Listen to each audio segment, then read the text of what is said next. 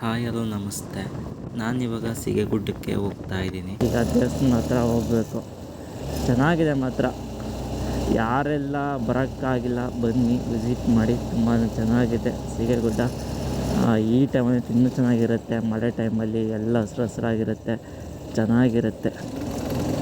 ರೋಡೆಲ್ಲ ಮಾತ್ರ ಇವಾಗ ಸಖತ್ತಾಗಿ ಮಾಡೋರೆ. ಮೊದಲು ಚೆನ್ನಾಗಿರಲಿಲ್ಲ. ಟ್ಯಾಕ್ಟ್ರಲ್ಲೇ ಬಂದಿದ್ದಾರೆ ಸಿಗಗುಡ್ಡಕ್ಕೆ.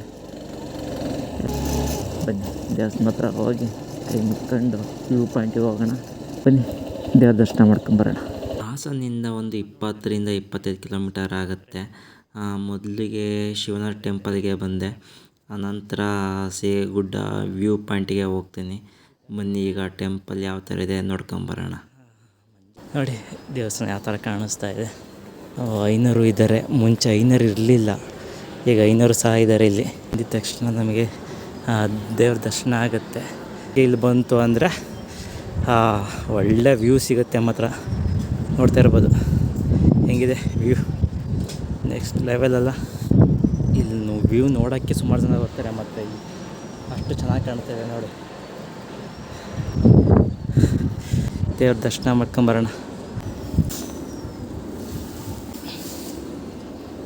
ಸರ್ ಪೂಜೆ ಎಷ್ಟು ಗಂಟೆವರೆಗೆ ಇರುತ್ತೆ? 7:30 ಬೆಳಗ್ಗೆ ಸಂಜೆ 6:30 ಕೆಳಗಡೆ ಪ್ರಸಾದನೂ ಇರುತ್ತೆ. ಊಟ ಮಾಡ್ಕೊಂಡು ಕೆಳಗಡೆಯಿಂದ ಈ ಊಟದ ವ್ಯವಸ್ಥೆ ಮಾಡಿದ್ದಾರಾ? ಡೈಲಿ ಇರುತ್ತಾ? ಡೈಲಿ ಅನ್ನದಾನ ಇರುತ್ತಾ? ಎಷ್ಟು ಗಂಟೆಗೆ ಸ್ಟಾರ್ಟ್ ಆಗಿರುತ್ತಾ?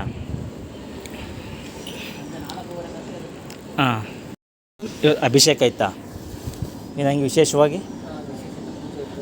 ಹಾಂ, ನೀವು ಒಬ್ಬರೇ ಇವಾಗ ಇಲ್ಲಿ ಪೂಜೆ ಮಾಡೋದು?